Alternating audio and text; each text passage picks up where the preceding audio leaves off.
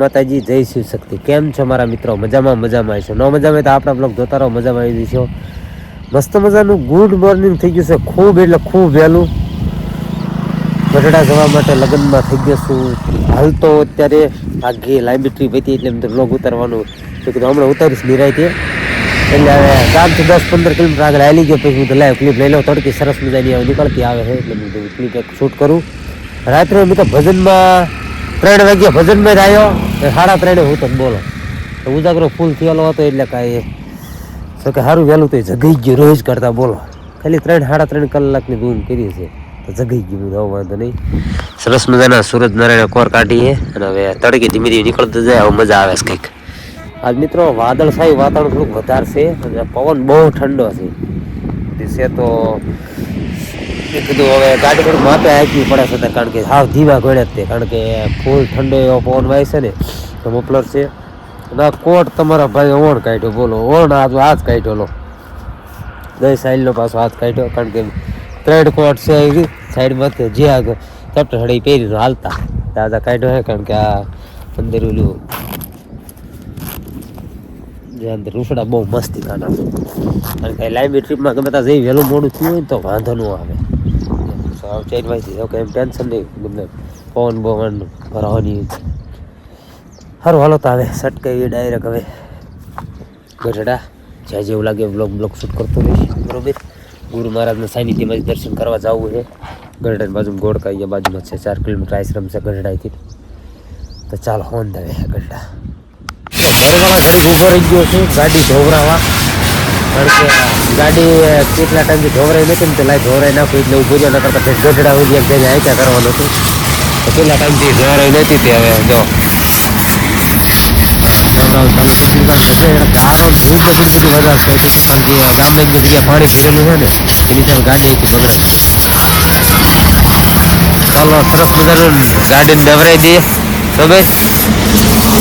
એટલે બરવાળા ઘડી ઉભો રહ્યો હતો તો ચાલો ગાડી જોઈ નાખે પછી on the way Gadhada. Finally મિત્રો લગ્નમાંથી હવે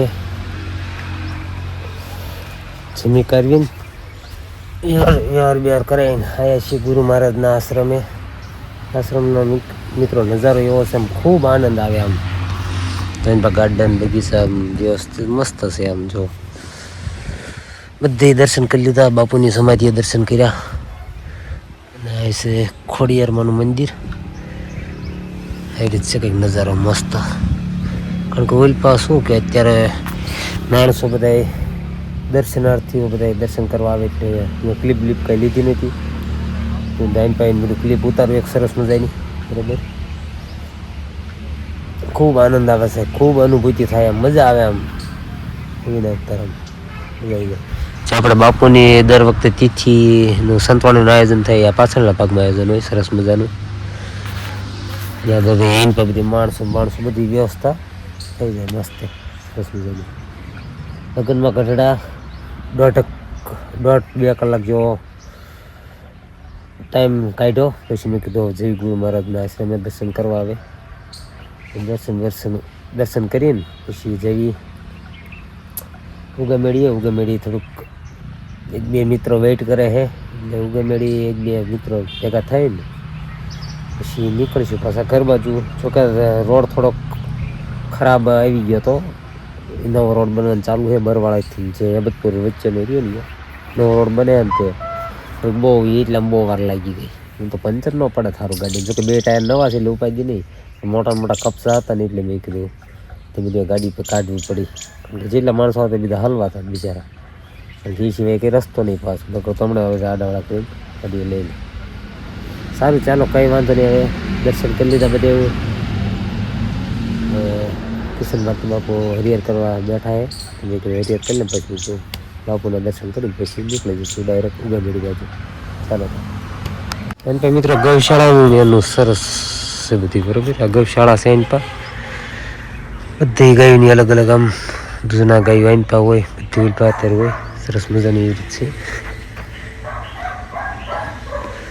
બાપુની સમાધિ છે. એમ તો કેવો નજારો મસ્ત મજા આવે ને. એની પા ગુરુ દત્તાત્રેય મંદિર, હનુમાનજી મંદિર બધું અંદર છે, બધી અલગ એવી રીત છે. મિની બ્લોગમાં જોઈ લીધી એટલે ખબર પડી જાય, મજા આવી છે.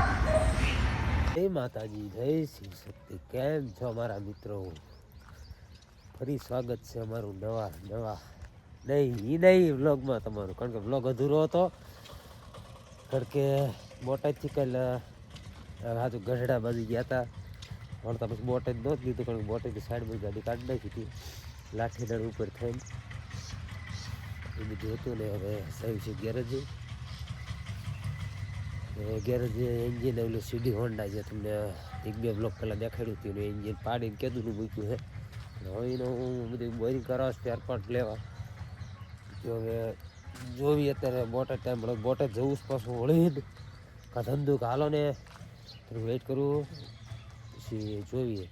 વાદળ થાય વાતાવરણ વધારે છે એટલે મેં કીધું હવે કાલ ધંધો કાંઈથી મગાવી લઈએ, બરાબર. પછી ડાયરેક્ટ કહી દઈશું. જો સીડી હોન્ડાનું એન્જિન પાડી દીધું હે, તો ખોલી નાખ્યું છે. ક્રેક ખાલી નોખી કરવાની થાય છે, બરાબર. ક્રેકને ગેરના ચક્રવાળો ભાગ બાકી રાખ્યું, હેડ બ્લોકને બધું રીતે નોખું કરી નાખ્યું હતું. તો હવે ક્રેકને કાઢી નાખીએ, પછી જોઈએ એમ થાય. હવે થોડુંક બધું મોડું થઈ ગયું, કારણ કે અત્યારે વાગી રહ્યા છે 9:15 જેવો ટાઈમ થઈ ગયો છે. હમણાં થઈ તો 9:30-10 થઈ જાય ને, તો પછી બોટાદ બાપે બહુ લોચા વાગે, મોડું થઈ જાય.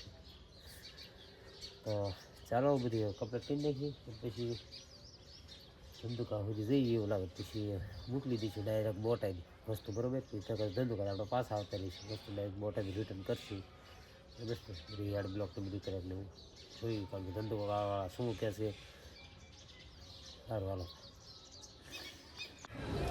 કેમ છો મિત્રો? જો કે આજ પૂનમ સીટ આવી ગયા માટે શ્રીફળ વગેરે ધંધુકા જવાનું બધું કેન્સલ થયું રવિવારના હિસાબે.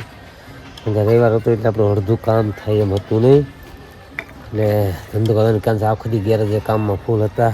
પછી ખેતર ગયો, વિડીયો શૂટ કરવાનો ટાઈમ મેળવ્યો નહીં. અત્યારે બોલો દિયાતનું કીધું તમે લાઈક ટ્રીપ લઉં સરસ મજાની, માતાજીએ દર્શન કરી લેવી. શ્રીફળ વગેરે ચાલો.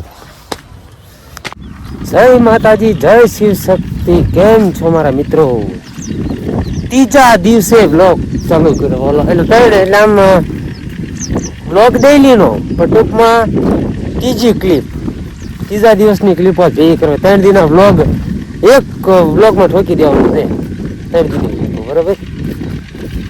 તો હવે બપોર છે સડી ગયા કમ્પ્લેટ. ધંધુકા સવારનું જોવું હતું, પણ તમારા ભાઈને અત્યારે કામ હતું, પાણી લાઈન બાઈનું બધું પાથરવાનું કામ હતું. પાણી ચાલુ કર્યું, 2 કલાક પાણી વાળ્યું, જમી લીધું સરસ મજાનું. રોડ છે ધંધુકા આવે, બરોબર.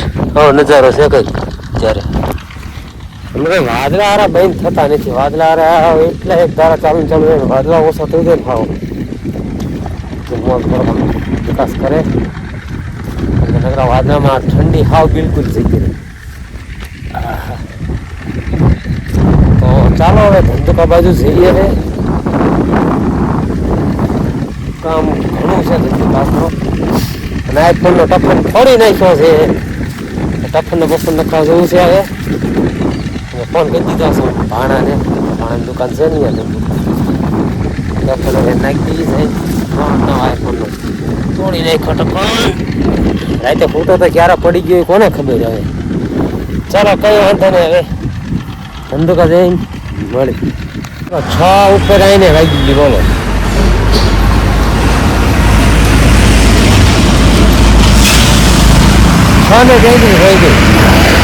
છને 33 થઈ ગઈ છે. હિન્દી આચમી ગયો છે. ધંધુકા 4 વાગે આપણે 4:30 નીકળી જવાનું હતું, પણ બધું કામ લેટ પડી ગયા. ખાલી બોરિંગને અંદર આવ્યા હતા, આપણે નીકળી બોરિંગનું કામ કરવાનું હતું. ચાલો ફટાફટ કામમાં પતાવી દઈએ, પછી હવે નીકળી જાય ઘરે. ચાલો મિત્રો, ફર્સ્ટ ટાઈમ પહેલી વખત આકાશ શિયાળામાંથી બોલો આજ કોટ હાર્યા થઈ.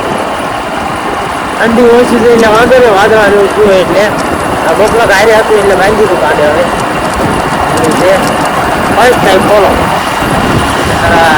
આ શિયાળા ઠંડી રહેવા દે ફરી બોલાવે. મારા ભાઈ જેવો નાયનો કરતા